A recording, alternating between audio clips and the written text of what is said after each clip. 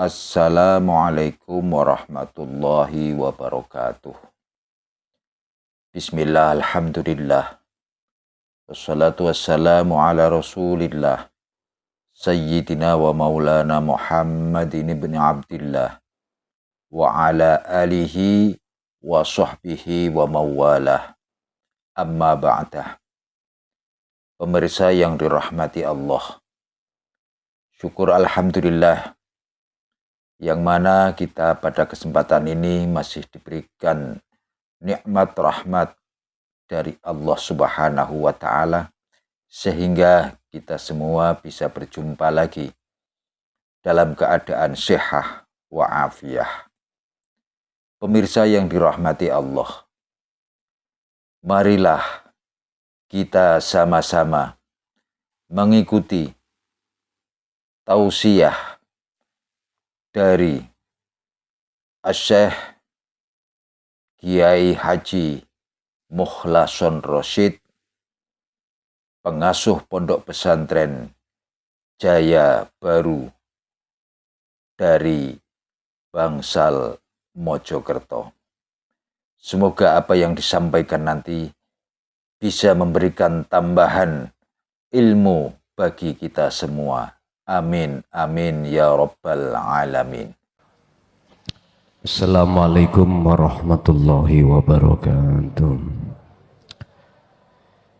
Ila hadratin Nabil Mustafa Rasulullah sallallahu alaihi wasallam wa ala alihi wa azwajihi wa dzurriyyatihi wa qurabatihi wa ali baitihi wa ashabil kiram.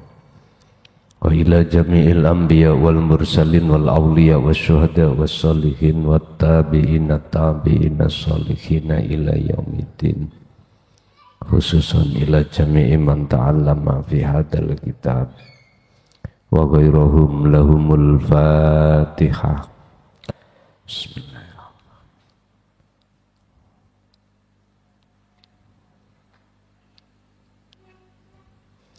Bismillah, alhamdulillah, la khawla wa la quwwata illa billah. Asyhadu an la ilaha illallah wa asyhadu anna Muhammadan abduhu wa rasuluh. Allahumma salli wa sallim wa barik alaihi wa ala alihi wa ashabihi ajma'in, amma ba'd. Ada satu golongan hati manusia itu cenderung menetap di dalam alam dunia dikarenakan mereka menganggap bahwasanya indahnya alam yang ada di dunia ini terasa kekal dan menjanjikan, sehingga mereka mempunyai satu kalimat bahwasanya segala apapun itu diukur dengan uang. Masalah selesai atau tidak itu kuncinya ada di uang. Mengapa mereka demikian? Li'annahum, karena hati mereka itu tidak sadar kalau nafsu di dalam hatinya itu telah mempengaruhinya. Nafsu akan membuat keindahan alam dunia ini terasa abadi. Mereka nggak sadar. Akibatnya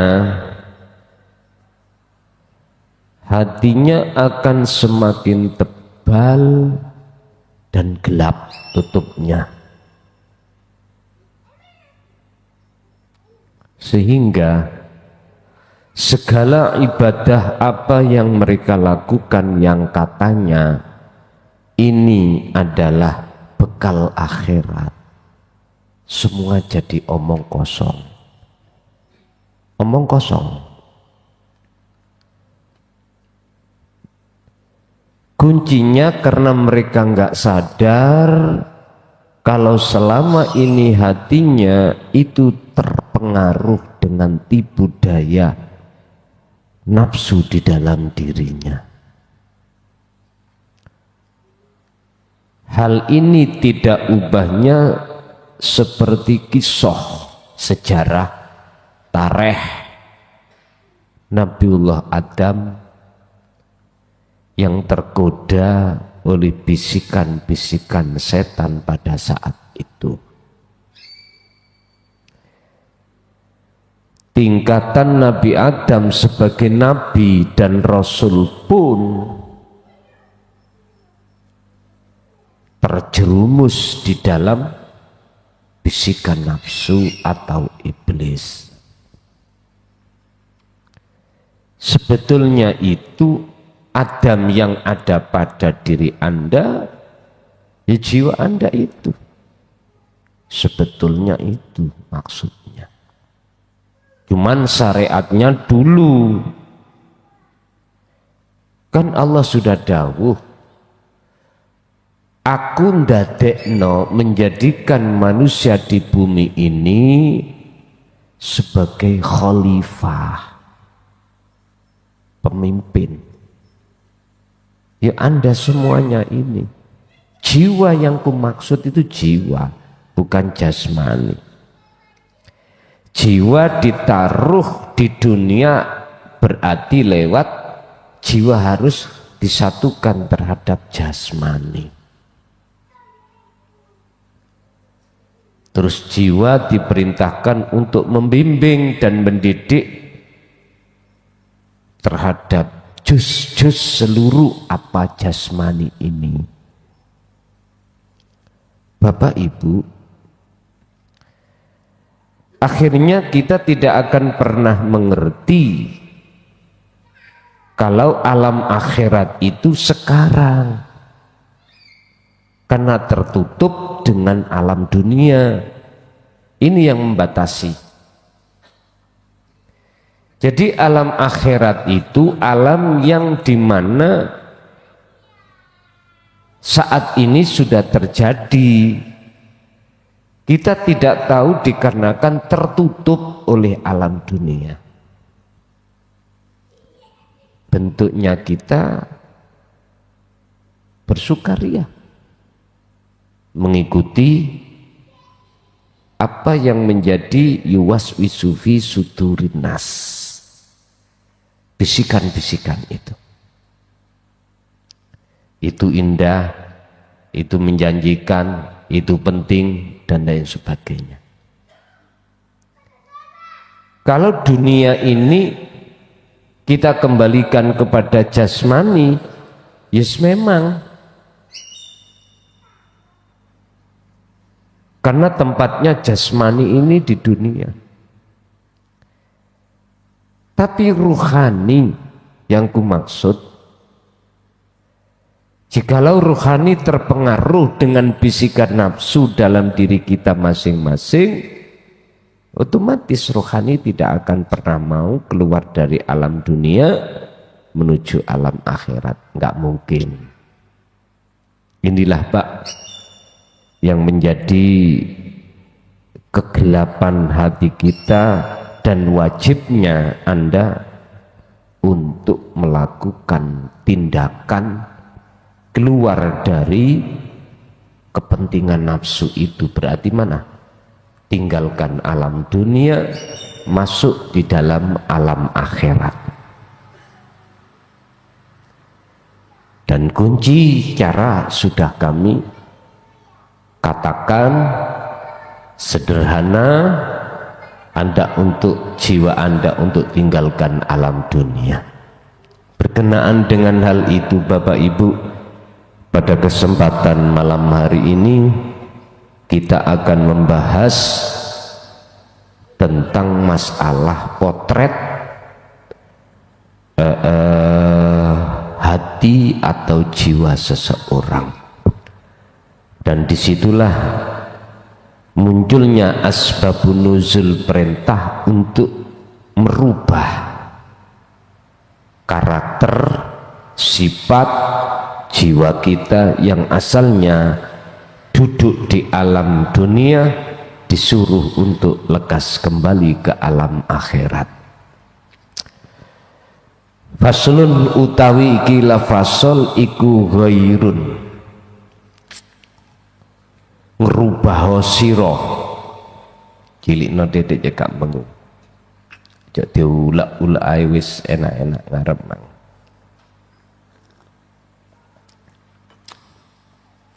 ghairu dong ngerubah sira, ngerubah akhlak qalbika ing karaktere sifate kebiasaane ati ira. Rubahlah karakter sifat kesenangan kebiasaan hatimu, yang hati kita, jiwa kita, ruh kita itu Bapak Ibu sukanya di dunia. Berarti ini bisa diartikan hijrah, tinggalkan alam dunia dan masuklah ke alam akhirat. Bisa jadi seperti itu. Atau sifat karakter kita yang condong nuruti segala kepentingan nafsu, rubahlah untuk selalu menuruti apa yang menjadi kepentingan Tuhanmu.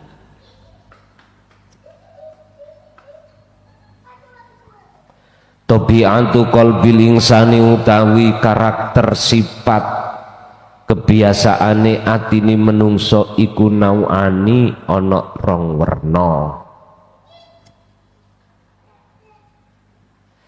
Sifat karakter tabiat hati manusia itu ada dua macam. Satu, iku al-qulubu, ati allati kang tuhibbu kang do seneng apa kulub jamalal hayati dunia ing kehidupan kesenangan dunia, ing indai kesenangan kehidupan dunia. Hati yang selalu suka hidup di dunia karena keindahan kehidupan dunia itu terasa menjanjikan, Pak.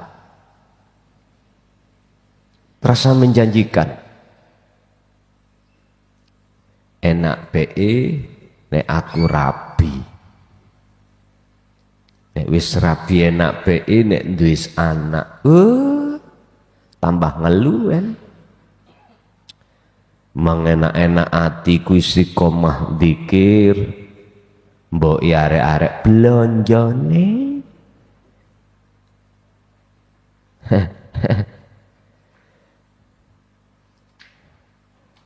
Tadi gak duwe anak iso sampean niku bisa kita itu waktu-waktu selalu bersama istri, suami, longgar gitu. Besok kedatangan anak, sing anake mencret lah, sing kini sawumpek. Apalagi ketika masih kecil. Ibu ya suworo, pagi siang kerja di dapur, malam ya mimiis.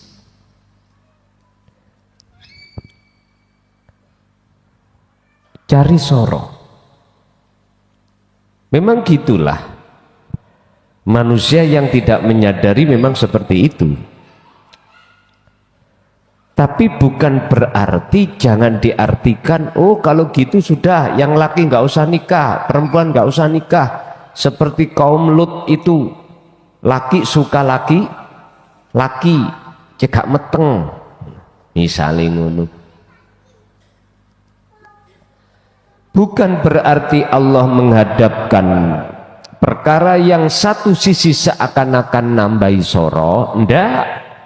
Justru itu Anda akan mendapatkan satu kendaraan untuk bisa bertemu Allah di dalam masalah itu.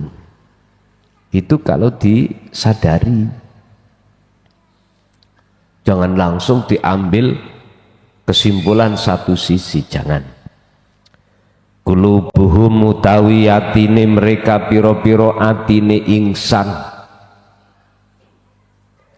iku biruhum dipeksa meksa hum ing atine menungso apa as-sahwatu nafsu alat tafakhuri ing atase bangga-banggaake bimakanatihim kelawan kedudukane ingsan warofahiyatihim lan kemewahane ingsan ad-dunyawiyati kang bangsa dunya. Nafsu itu akan memaksa hati umat manusia supaya berbangga diri dengan kedudukan yang ada, dengan kemewahan dunia yang ada. Mengapa nafsu mendorong memaksa seperti itu? Supaya hati muncul sifat riya, takabur, yang pada intinya supaya hati manusia itu lalai terhadap Tuhannya di situ, gak nyadar. Iki visi misi nafsu. Visinya membikin Anda bagaimana cara hati manusia bersuka ria dengan dan berbangga-bangga diri dengan kemewahan yang ada. Kalau manusia hatinya sudah jatuh di dalam lubang seperti ini,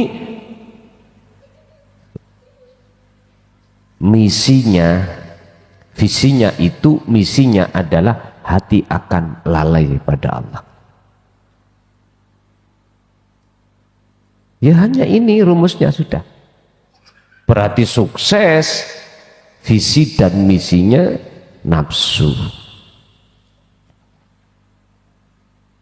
Watajalu nandateake opo nafsu al hayatad dunia ing kehidupan dunia iku su'aro jamilatin terasa indah. Wayangke Pak ngoten niku. Mendahno ya tak rabi.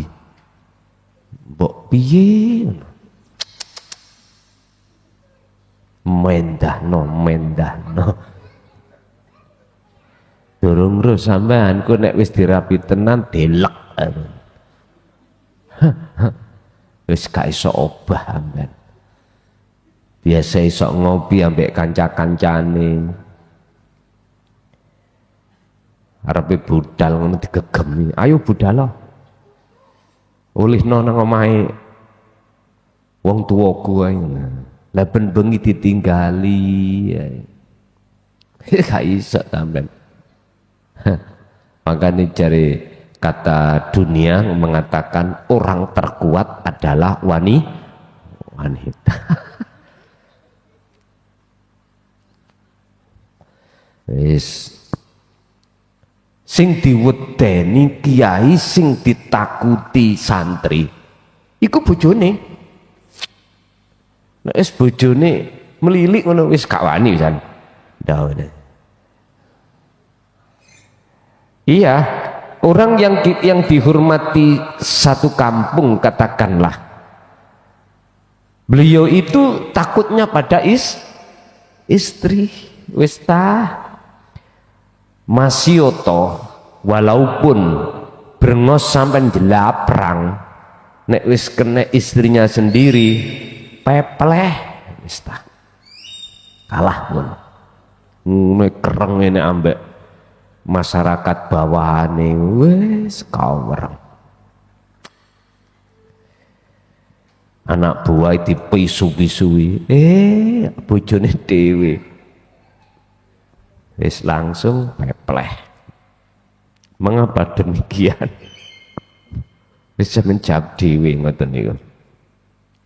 Di samping nafsu menjadikan dunia, kehidupan dunia terasa indah, wa abadiyatin, dan menjadikan kehidupan dunia terasa selama-lamanya.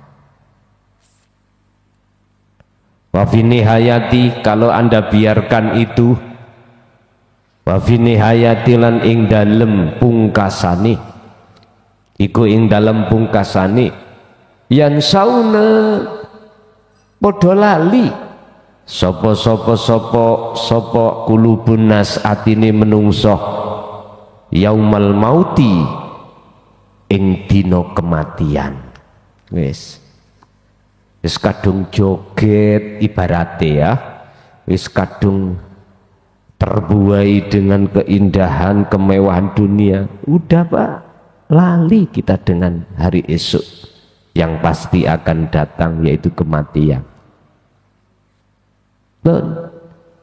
Memang dibikin seperti itu oleh nafsu supaya kita itu tidak berbicara kapan yo aku mati. Sebab kalau orang itu hatinya angen-angen kematian di dunia, ini akan menjadikan hati seorang itu akan ada upaya untuk mendekat kepada Allah. Ini yang hal yang tidak diinginkan oleh nafsu. Sehingga nafsu mengatakan taj'al hayatad dunya su'ura jabilatin. Tak bikin keindahan kehidupan dunia ini terasa kekal. Biar lalai, lupa dengan hari esok yang mesti terjadi. Kedua, yansauna warabbahum, lan dadekake yang namanya yang menjadikan nafsu dalam diri kita itu lupa rabbahum warabbahum lan pangerane alladzina atau al-insan. Pasti lupa Pak, nyatanya ya lupa. Kita nggak bicara hati yang sudah memegang sirul asrar, kita bicara orang-orang yang belum mendapatkan wasilah dzikir tersebut. Pasti ayo kita angen-angen zaman kita dulu Pak, seperti itu kita. Gak ada hati ini disebut ingat Allah, itu gak ada, gak ada. Semua hari demi hari, waktu demi waktu, semua kita lalai hati ini pada Allah.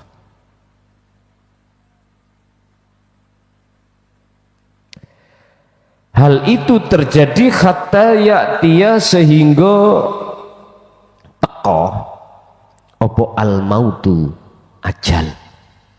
Hal ini terjadi sampai pada kematian kita. Saya tidak bicara mereka yang hatinya sadar terus memfungsikan hatinya berzikir sirul asar loh Pak, enggak. Di zaman kita, sebelum kita itu mengenal tauhid, ya seperti itu. Sepanjang masa kita akan terus terhukumi lalai pada Rabbahum, lalai terhadap Tuhan itu. Kecuali sudah sadar hatinya, menerima ilmunya dan wasilah dijalankan, baru Anda akan berubah jiwa Anda. Nomor satu. Nomor dua, golongan tabiat hati manusia itu yang nomor dua iku al-qulubu piro-piro ati allati kang tuhibu kang podo trisno apa allati al-akhirata ing kehidupan akhirat. Beda dengan golongan hati yang sudah ada keinginan rasa rindu untuk bertemu Allah. Beda dengan ini. Qulubuhum utawi piro-piro atine mereka ikulatan satuha ora bisa dipengaruhi, disilaukan, ora bisa nyilauake ha ing kulub apa jamalud dunya wujud bagusnya ngalam dunia. Jadi indahnya alam dunia ini tidak bisa menghalangi, mempengaruhi hati orang-orang yang hati ini tresno ambek alam akhirat.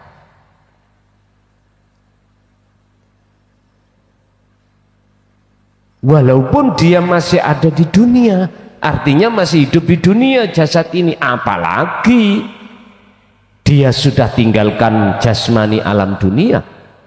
Lebih-lebih laksana gini Pak,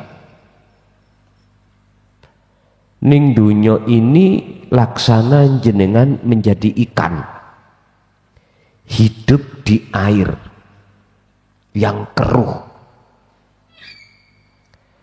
Keruhnya air itu mengapa tidak bisa ngelilipi meripate ikan, ngelilip. Apa bahasa Indonesia kelilipan nih Pak? Meripat kelilipan nih lho, apa bahasa Indonesianya? Sing S1 lu. Aku SD gak lulus kok. Bahasa kelilipan. Napa kelilipan? Ya mata kemasukan debu itu loh namanya kelilipan. Mengapa ikan kok enggak kelilipan Pak? Walaupun airnya keruh. Sedangkan kita, ayo coba gambar silemoning banyu sing keruh. Ada apa ini? Ternyata di dalam selaput ikan itu, mata ikan itu Allah ngkei kacamata. Ngerti kacamata? Cara kita kacamata lho Pak. Nah, ada kacamata penyelam nih kok nggih ya? Ada. Ya seperti itulah. Akhirnya tidak akan pernah masuk kotoran ini. Jadi hati mereka yang sudah rindu dan tresno mensukai berada di alam akhirat, maka indahnya alam dunia itu tidak akan pernah bisa ngelilipi meripat ati sampeyan kali kula.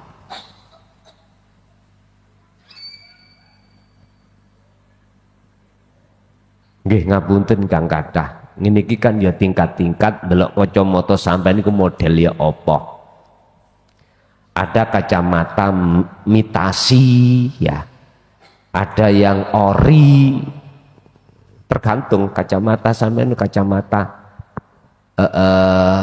atom apa kaca apa piye. Fungsine kacamata iku menahan kotoran di luar nggak bisa masuk ke mata. Ini sama halnya sejauh mana zikir Anda ini terhadap Allah. Apalagi kacamata kresek plastik yo Pak dibundel. Yes klebon. Lah masuk di dalam air yang keruh, kresek di buntelno rahine ngeten, ya mlebu kabeh. Artinya katanya ini dzikir, kok hatiku tambah apa? Tambah seneng nanggone urusan dunia. Perlu ditanyakan dzikir model apa itu? Ingat, Allah dawuh maksud daripada zikron kathiron itu adalah sejati nih dzikir yang bisa, yaitu dzikir yang bisa menghantarkan ruh ini keluar dari ngalam dunia menuju alam akhirat. Inilah yang sering kukatakan, wahuwa adzikru bisiril asror. Makanya dulu-dulu tarika sampai jememet kuwi Solo, ya dah. Nek jenengan dikiri iku cuman sebatas dikir asma sifat, mboten saged. Sih tetep banyu keruh itu mengenai kita. Lah, apa? Ngelani, ngenai apa? Mengenai kita. Artinya nggak bisa. Hati ini, jiwa ini akan dibawa oleh sesuatu itu untuk sampai pada Allah. Makanya bahasa robitoh, wasilah.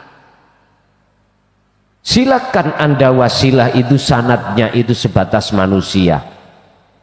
A sampai Z, sanadnya nggak terputus sampai Rasulullah. Silakan. Tapi Anda jikalau tidak punya wasilah langsung terhadap Allah, nggak akan mungkin Anda akan bisa. Wabtahu ilaihil wasilata, raihlah, carilah, dapatkanlah wasilah ilaihi, itu tidak terhadap manusia Pak. Ilaihi dalam rangka mendekat dan bertemu Allah. Wajahidu fi sabilihi, dan wasilah itu sebagai alat Anda untuk apa? Untuk berjalan menuju kepadanya. Surat Al-Maidah 35 itu. Bapak Ibu, kembali kepada golongan hati yang tresno, rindu, bahkan sudah ada di alam akhirat.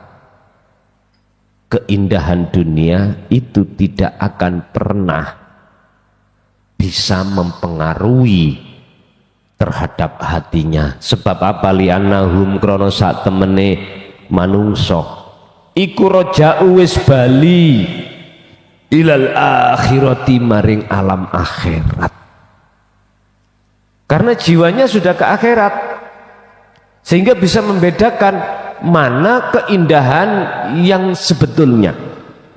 Keindahan apakah alam dunia atau alam akhirat, mereka baru bisa membandingkan Pak.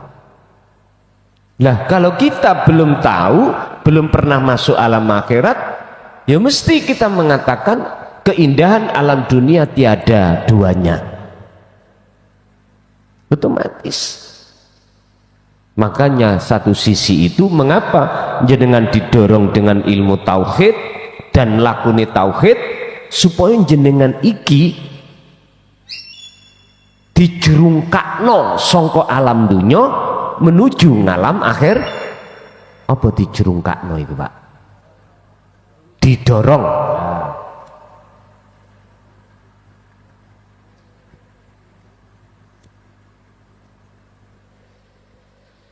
Didorong asini wonten mriku, atau hijrah, menghijrahkan jiwamu dari ngalam dunia menuju alam akhirat. Inilah yang kusebut kebangkitan. Dibangkitkan kau dari ngalam dunia menuju alam akhirat. Siapa saat di dunia belum mengalami satu kebangkitan, maka jangan harap Anda nanti akan bisa berbangkit. Hanya satu, menunggu mukjizat Tuhan baru bisa dibangkit.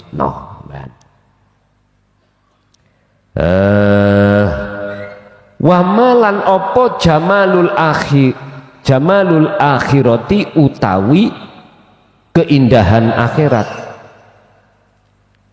Apa keindahan akhirat? Iku layu koronu, ora bisa nyerupai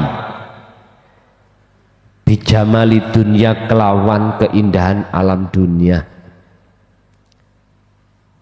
Apakah keindahan alam dunia itu bisa diserupai dengan keindahan apakah keindahan alam akhirat itu bisa diserupai dengan keindahan alam dunia?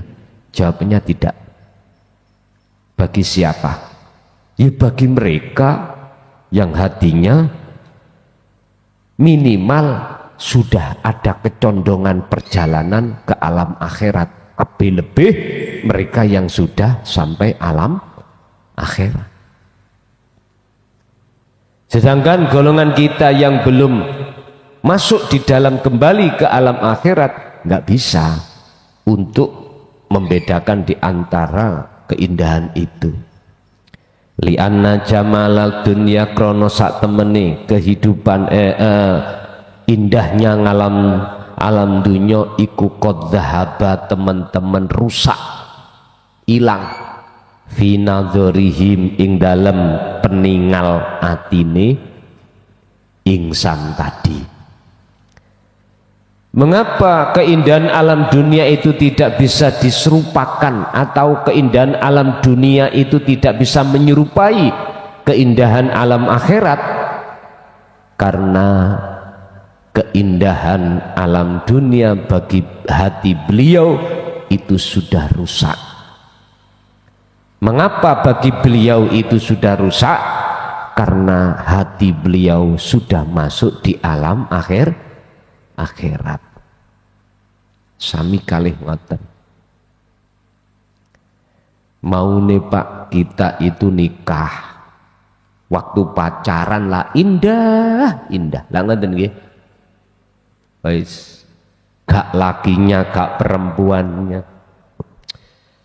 Mendahno dadi bojoku wis piye yo. Tak jak buwuh iku wis pawantes. Sing wedok yang ngono. Tak jak pikakan gawaya. Sing lanang kaya Arjuna, sing wedok Sri Kandi. Wong sampean liwat iku matane wong iku jelalatan. Bojone sapa ya gagahe ngono ya. Ya laksana ketika saat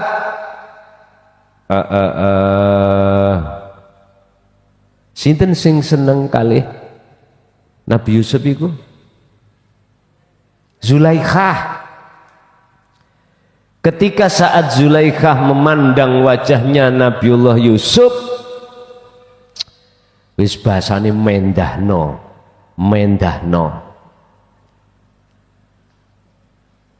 Akhirnya Siti Zulaikha, rumor yang berkembang imetnya itu nggak baik di mata gadis-gadis kerajaan itu. Akhirnya suatu saat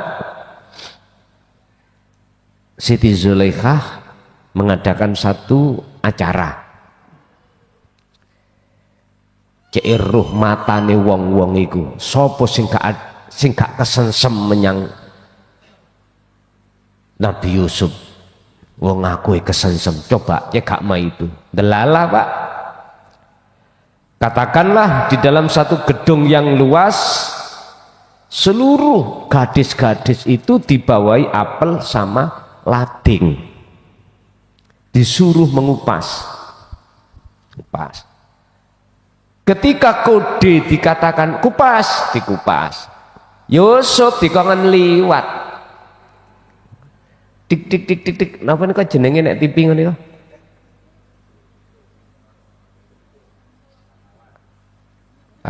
Open su niki jenenge. Season su ya wis. Sing penting aja esen su, nek esen su kan esene iwak yo. Loh, semua terbelalak, terpesona dengan keindahan ketampanannya Nabi Yusuf. Sampai lupa dia itu ngupas, yang dikupas itu habis, akhirnya ngupas tangannya, enggak terasa. Itulah gambaran indunya, Pak. Tapi kalau betul-betul sudah kita ceblungi, mang kaya ejos, pungkasane kaya garangan. Lah piye, rono gak oleh, rene gak oleh, wis dikekep ning keleke. Wis.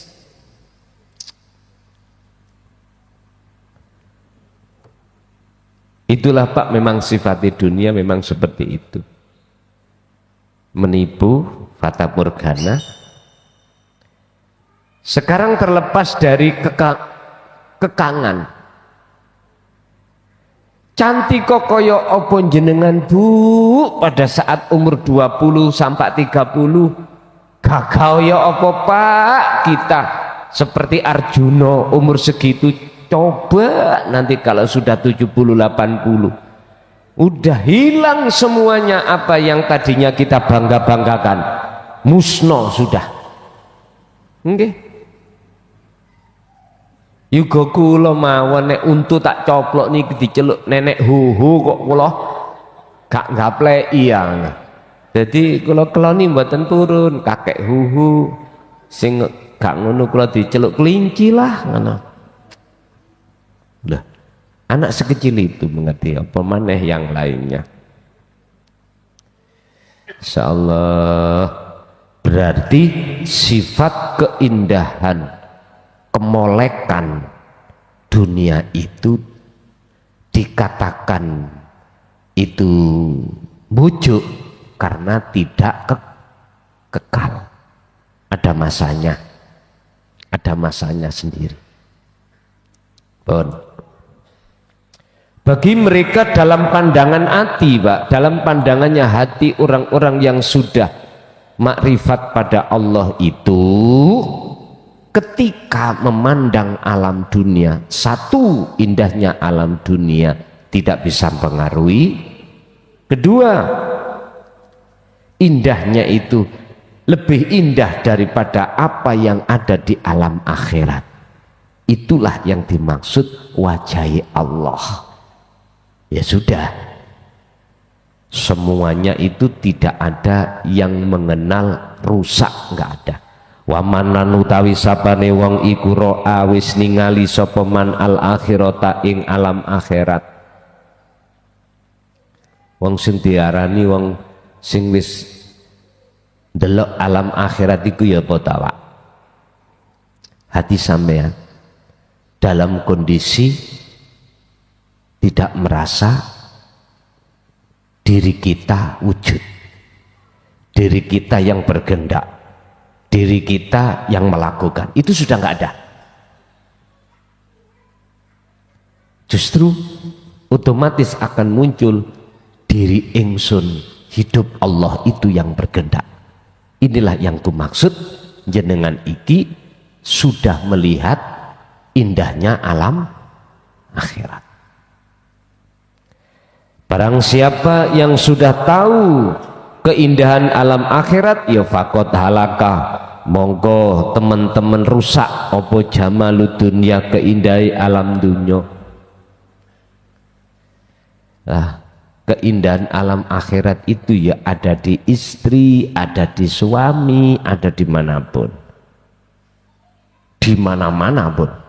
Waman lantai sapani wong iku ro'a wis ningali sapa man jamalal akhirati ing indai alam akhirat, ya falam ta'athara mongko ora bisa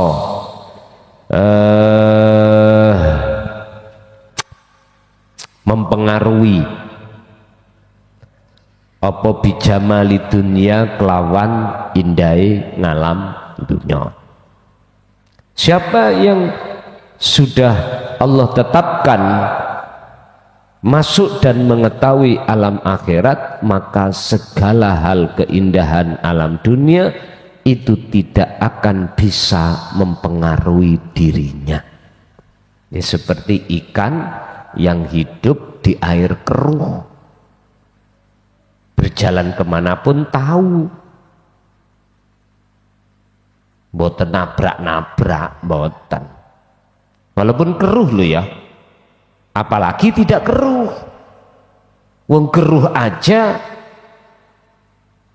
itu tidak bisa mempengaruhi matanya untuk bisa melihat jalan, apalagi bening. Ini laksana bagaimana caranya kita itu tenggelam di alam dunia ini, Pak. Ruhaniyah ini tidak terpengaruh. Ya masuk ke alam akhirat. Masuk ke alam akhirat. Sebab sak lembut-lembute air alam dunia, tatkala jenengan itu sudah di alam akhirat, mesti Allah kasih batas. Mesti Allah kasih batas di dalam hatimu sehingga tidak bisa terpengaruh dengan alam dunia. Ibarat ikan tadi dikasih Allah kacamata, jadi airnya itu tidak bisa masuk ke manik atau penglihatan daripada ikan itu sendiri. Atau bahasa sederhana kita, udah nggak bicara ikan,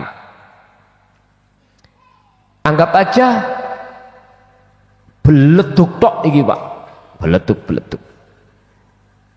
Jenengan bersepeda, kepingin aman mata Anda, berkacamata. Sing kacamata itu jangan sampai ada bolongan sekecil jarum pun jangan ada, baru aman. Lah mereka yang tidak pakai kacamata ketampu merutulah macam-macam, kelilipan. Akibatnya apa kalau dia kelilipan? Diucek-ucek, sudah nggak aman, matanya sudah burak. Tapi jenengan aman karena mata Anda tidak di alam dunia. Laksana seperti itu. Artinya siapapun diri Anda, tatkala jiwa ini sudah masuk di alam akhirat, mesti Allah maringi kacamata. Allah pasti memasang kacamatanya hati jenengan. Gini kacamata koyo pasar Saipul ngono Pak, tak borong. Kalau kaca ini ada, kacamata ini ada di toko-toko, tinggal kita ambil. Lho iki kacamata ini kacamata napa ya, serbaguna kok. Ndelok wong wedok gak ndadekno dosa. Ndelok wong lanang ya gak ndadekno dosa. Merkai gambar sing mlebu ku dudu gambare wong wedok. Ngoten lho. Enggak mempengaruhi. Lah wujud sing mlebu iku wujude Gusti Allah.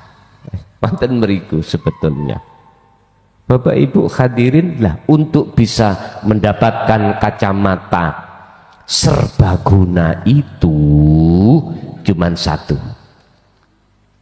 Wa dzakarallaha katsiron. Terus ayat yang disampaikan Kanjeng Nabi sebuah teladan. Perbanyaklah zikir kesadaran hatimu terhadap hidup, yaitu Allah. Perbanyak terus. Katsiron bahasanya perbanyak. Jagalah semampu dalam hatimu. Al-Fatihah.